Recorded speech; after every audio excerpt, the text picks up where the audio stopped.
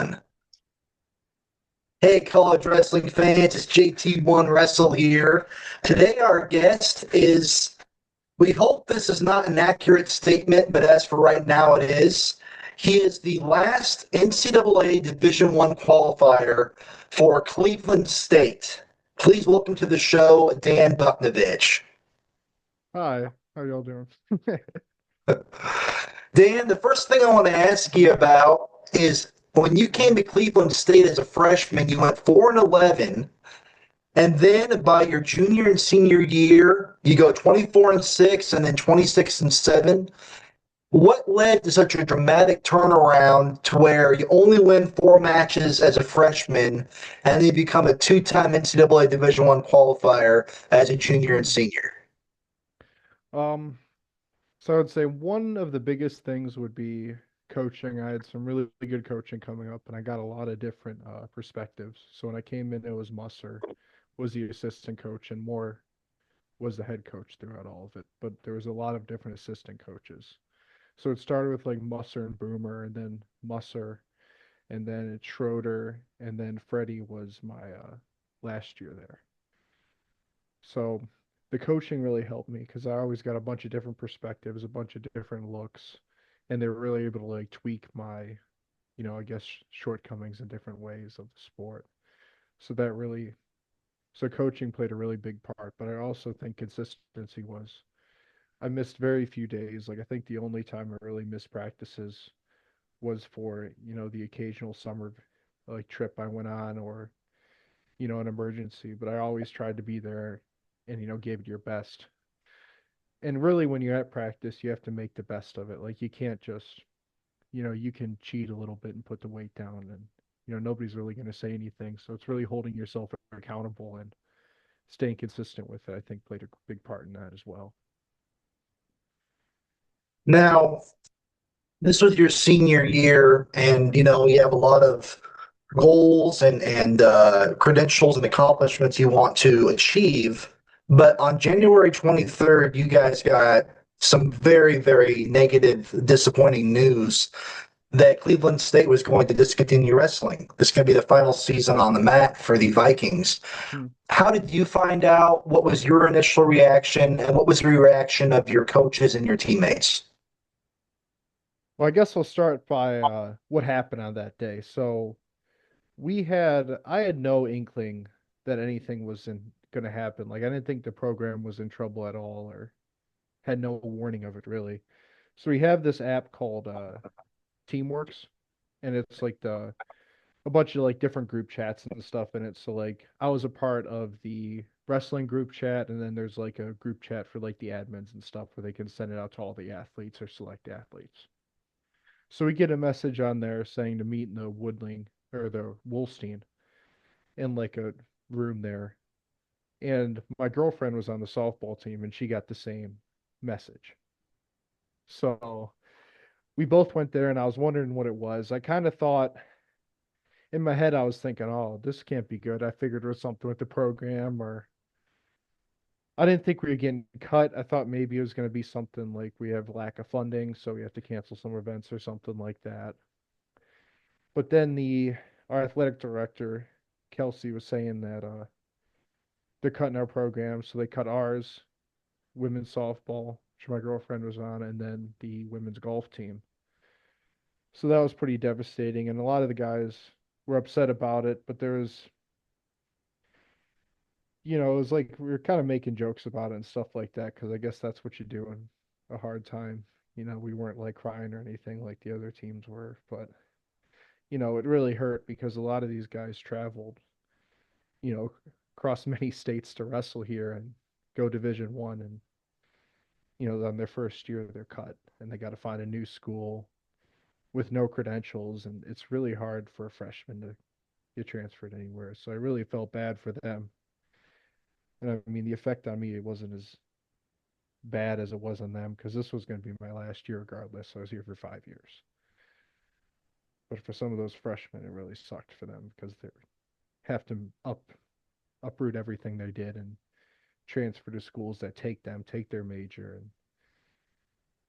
and let them wrestle. And most of them weren't able to go to Division One again. Only the select few went to other schools or followed more to Kent. A lot had to go like Division 2 or Division 3. So it was pretty upsetting. And I also want to ask you, we look at it a lot of times from a wrestler and coach perspective, but how did anybody else react to it? Like professors, maybe other students, other athletes on campus. Talk about their reaction. So as I was a TA at Cleveland State, so a lot of the guys knew about it and knew I wrestled. So a lot of like the students would come up to me and ask me like my thoughts, and they were surprised by it because some of them would come watch me wrestle and stuff like that. So they were taken back by it, and they weren't very happy with the school for cutting, one of their, I think their best program that they had on campus. So a lot of them were surprised and saying, oh, screw CSU, this is, BS. They shouldn't have been doing that, or and all that type of stuff. And the teacher that I TA'd for was saying he wasn't too surprised by it because CSU has had a lot of money troubles and they always make the wrong move. Like the basketball team's losing 2 million a year and we're making money, and they choose to cut the one program that makes money. So it's just they do a lot of stuff like that, and it's mostly in the upper management of the athletic department and of the college in general. It's very poorly mismanaged.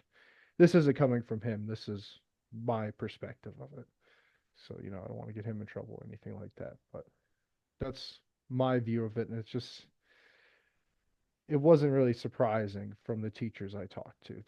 They said this is typical CSU.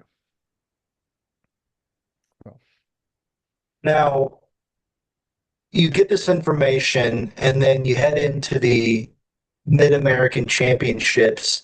And going in that because of the way the qualification system works these days, that the top three have been allotted for qualification. mhm. You lose a really hard fought, tough match to All-American Gavin Hoffman of Lock Haven in the semifinals.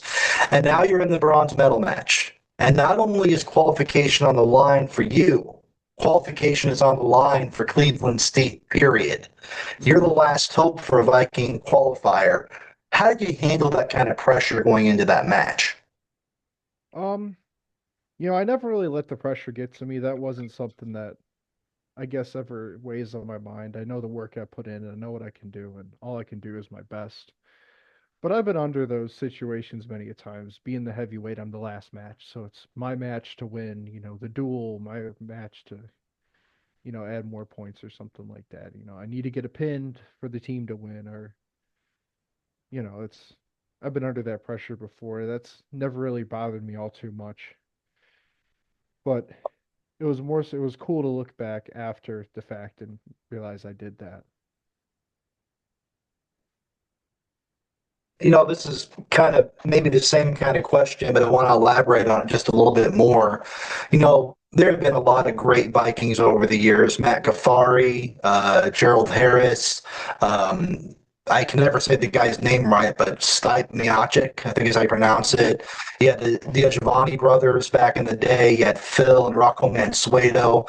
I could sit here and name a whole bunch of Cleveland State wrestlers. Hmm. What does it mean to you to be the last of such a long list of wrestlers who accomplished so much there at Cleveland State? I mean, I hope I'm not the last, but it sure seems like it. But I mean, it feels good, and I'm glad I could, I guess, kind of end the legacy on a high note. But I knew most of those guys, like Ghaffari. He would come in and help me with some stuff. He showed me a few moves, and you know, I we would used to go to Strong Style, and that's where Stipe would train at. It was to meet those guys and really get to, I guess, know them a little bit more than what you just see from reading something. It was pretty cool, and I guess it's a good feeling to continue that. And I'm glad I could make it to NCAAs at least for the last year for the program. Now, if you had the opportunity to go and speak with the athletic director and the president of Cleveland State, what would you want them to know? What is it that you would like them to know what you would like to say to them about what it means for them to pull the axe down so hard on the Cleveland State wrestling program. Well, I would ask them why and how they came to this conclusion because they never gave us an answer, and we still don't know now why we were cut. Like it's not adding up, and it never really did. So I'd like to actually know why. Like, what did it really come down to? Like, did you just not like wrestling? But I would definitely tell them that this wasn't right, and you should have at least had like an out for us to continue the program. Like all wanted to be there. We fought to be there. Like, we had tons of funding come in to try to save the program. And I'd really just want to know why. And I just, I mean, it's really tough to really, I guess, put it into words, but it's just not cool. I mean, trying to keep it PG, I guess. It's just like, it's BS that they did that to us. And it really just screwed our young guys. And like, I don't think they realize the impact. They try to emphasize the impact of cutting this program did. Like, it's not just the athletes, it's the athletes' families, it's the people on campus. The families of these athletes had, plans to drive to these locations, and now they're, more states away from them. Like, some guys in Michigan are going out to Iowa.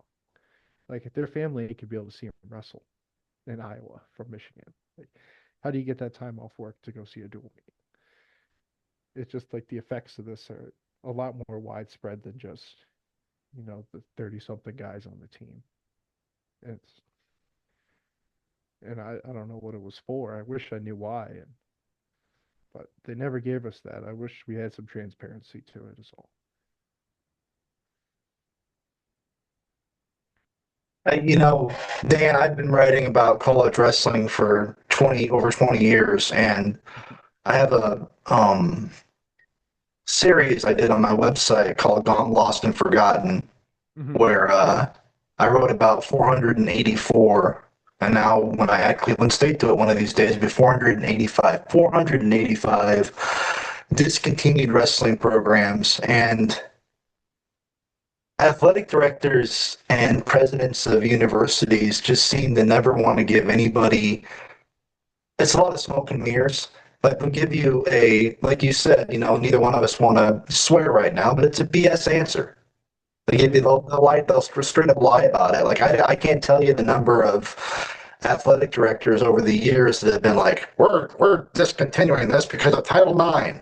And then Yeah. you research it and really look into it. It has nothing to do with Title IX. It No. has to do with something else, depending on what school it is. But I'm with you 100%. I really wish that if they're gonna, you know, what they should do is say that they were wrong and reinstate the program. But Yeah. that's wishful thinking, isn't it? It'd be nice if Hmm. they were at least honest about what's going on right now. So I'm with you 100% on that. And I really want to thank you for taking the time out of your day to come and speak with me about these issues. I know a lot of the fans are going to appreciate it a lot. So, Dan, I want to thank you for being a part of JT1Wrestle today, and want you to know that on behalf of myself and all of the fans out there, we wish you nothing but the best in your future. Yeah, and just to add one more thing. We Sure. raised we raised I think like $2 million to be given to the program to bring us back. $2 million to Cleveland State. We could have done so much for the college and really for the name. Like, it's just so stupid for them to turn this down with such a strong following we had. Like, the one dual meet we had 10,000 people there and DJs, and we filled that whole gym up more than it ever been filled up. Go look at a basketball game and see a quarter of that many people there. And they chose to keep them over us, and they continue to lose money. So I guess that's what I'd like to sign off, and I appreciate you, letting me vent a little bit on here. Yeah. You bet, Dan. Thanks again for being a part of the program today. Yep. Thank you.